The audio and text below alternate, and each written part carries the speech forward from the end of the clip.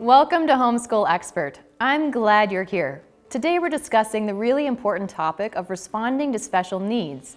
One of the times when parents often feel the least qualified to homeschool is when the possibility for special needs or accommodations arises. Parents want to know if their child's academic struggles are healthy, what signs they should look for that would indicate a need for additional help, where to even find that help, and whether or not to have their child diagnosed in the first place. Today we will discuss these thoughtful questions and more, sourcing best practices and advice from ABA therapists, child psychologists, and specialists.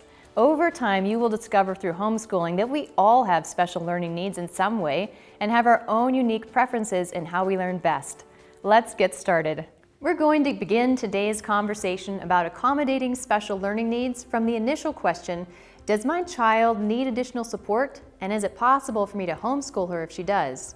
All the way through to the necessary steps of finding help and making homeschooling successful. So let's open with the big picture question, since that drives our conversation today. Can I provide an excellent home education for my child with special needs? The short answer is, with the help of experts, yes. Many parents of a child with special needs ranging from Down syndrome to dyslexia, blindness to paralysis, or deafness to Asperger's have found success educating their children at home, especially when the right supports were in place. Before we can talk about support systems, let's start with the question that comes before it, which is, does my child need additional support? Since not all special learning situations are initially obvious.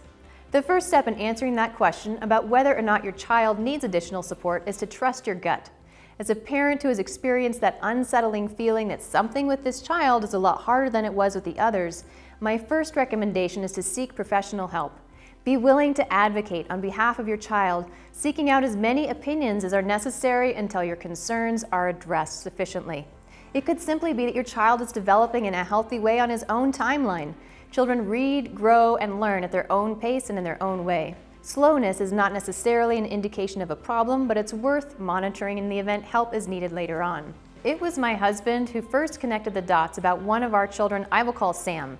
Sam is incredibly bright, talkative, and cuddly, but struggled with sensitivities, tasks, and transitions in ways our other children did not. Around the age of 3, I discussed those dots with our pediatrician. Unfortunately, she did not see the same concerns with Sam's development and suggested we follow up in a year. In learning from experts in the field since then, they consistently encourage parents to begin with a pediatrician and continue on to a specialist if the parent's concerns are not adequately addressed, since many pediatricians respond to this line of questioning from parents with the best intentions, but may not be 100% accurate because they are not trained in diagnosing this complex issue. Since our questions hadn't been answered completely, we tracked down a pediatric psychologist who diagnosed Sam over a series of interviews.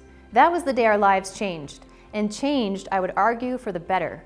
It is not that the doctor handed Sam a challenge that did not already exist. The doctor gave us handlebars in the form of a diagnosis so we could help steer and support Sam more effectively. Less dramatic, but just as helpful, was the day our child, called Alex, was diagnosed with dyslexia and significant visual impairment, and we were able to put some learning solutions, coaching, and assistive technology in place that made learning more effective for Alex. At this point in the conversation, many parents ask, what are common indicators I should look for that my child needs additional support? It is a well-intended question, but given the diversity of psychological or physical learning needs a child might present, there's no way to adequately address that in this short video. As an autism specialist pointed out to me, when you've seen one child with autism, you've only seen one child with autism, meaning that even within the singular diagnosis of ASD, there's a vast range of ways a child could present that need. Out of respect for the complexity of learning needs as well as parents' need for help, I developed a resource section at homeschoolexpert.com with links to experts in the field to help you launch your search. All this leads to the question of whether or not to diagnose. This is a sensitive topic. I recognize that some families choose not to pursue a diagnosis because they are concerned about labeling and inhibiting the growth of their child. Or they believe that by homeschooling their child without a diagnosis, they'll be able to provide enough customized educational support as the parent-teacher that a diagnosis isn't really necessary. I can certainly respect that perspective.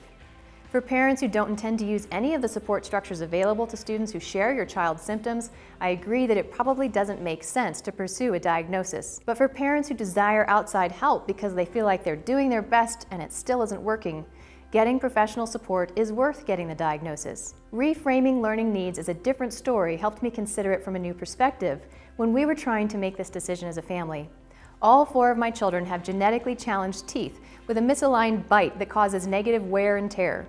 I am grateful we're able to access orthodontia for them so that as their jaws grow and develop, they can do so in a healthy, supported way that will save my kids from painful jaw and migraine issues later on. Similarly, Sam was born with a way of thinking and responding to the world that is challenging and different from what we typically experience in society. If I'm willing to get Sam braces to support the healthy growth of jaw and teeth, why wouldn't I pursue the psychological and educational supports Sam needs to develop healthy growth in confidence, learning intelligence, and abilities? Prior to Sam's diagnosis, I knew very little about Sam's specific field of learning needs. It was overwhelming at first. I wanted to get it right for Sam's sake, but didn't know where to start. That's why I recommend getting professional help. It was a game changer for us. Sam has grown so much in various need areas as a result of the coaches and therapists that we have involved in Sam's education. I am confident we would have not gotten to where we are today without them. With a diagnosis in hand, homeschooling becomes a lot easier. Depending on your child's learning needs, you are now able to access speech therapists, reading specialists, applied behavioral analysts, physical and occupational therapists, psychologists, and more. There's a very large team of experts ready to assist you and provide the customized supports you need to teach your child well, often funded through the school district or insurance companies. Having a diagnosis for your child will also support how the state perceives your students' national exam scores, should you live in a state that requires submitting results. No one expects you to do this alone. There's a team of experts just waiting to help you if you'll only ask. Where can you find these experts? Fortunately, with increased awareness about special learning needs, there's also increased development of support networks. Please visit homeschoolexpert.com for a list of resources, as well as our podcast on learning needs. If your family has medical insurance, call your insurance company to ask for a list of providers who can test for learning disabilities or physical needs. Often a pediatric psychologist, developmental pediatrician, ENT, or ophthalmologist are a good place to start, depending on the need. If there are no diagnosticians within your medical plan in your area, some insurance companies allow you to request an exemption to see someone out of network with your in-network coverage, so it's worth asking. Beyond accessing help through medical professionals is the possibility of approaching your school district. Special learning needs, their diagnosis, and accommodations will fall under the responsibility of many school districts to support. If you decide to go this route, I recommend you reach out to the guidance counselor at your local school for more direction. From there, if your child requires a diagnosis, those teams will be able to direct you to further resources. Please take into account that initially, it may require some perseverance and a few closed doors before you find your open door. I encourage you to keep at it. One of the questions parents then ask is, what is the right age for me to pursue evaluation for my child? Is it better if I wait until they're older and have more cognitive skills? Historically, the answer was yes, but times have changed. Psychologists now assert that early diagnosis is best, and the tools used for evaluation and diagnosis are incredibly creative in their approach. Experts in this field repeatedly attest that, similar to my orthodontia analogy, the earlier they're able to accommodate and support a child's needs, the more successful and holistic are the final results of incorporating it across the child's well-being.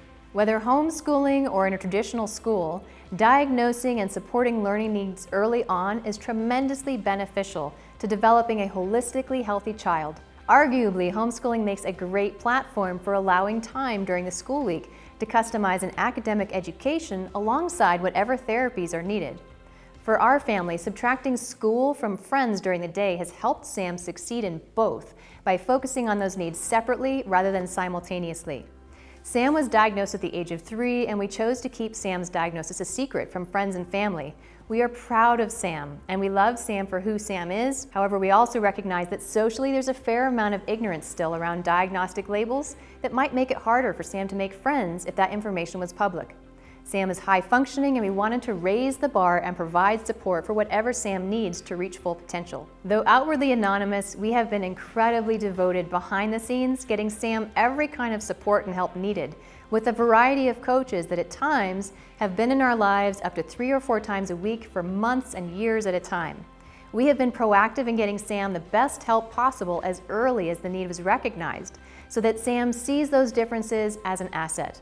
We chose to cushion any social or academic concerns we had about the label by being discreet about the diagnosis. In fact, I don't even have a child named Sam, though this is a true story about one of our child's needs. Sam's story is for Sam to tell, not me. Let me pause for a moment for a word of encouragement. That word is one.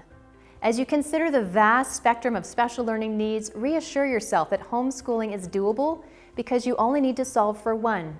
You don't need a degree in every kind of learning need that exists. You just need to study your one child, get some professional tools for that one child, and experiment with them to decide what fits best. If you have more than one child, you might be surprised to discover that the tools you implement for one helps all. I was pleasantly surprised to discover that when I implemented flexible structures, like a visual schedule to help Sam navigate the day, all of my children improved in their time management abilities. Or that when we developed visual aids for Alex, it strengthened some of our other children's visual needs. Our family operates as a team, and when we help one team member, our whole team gets stronger.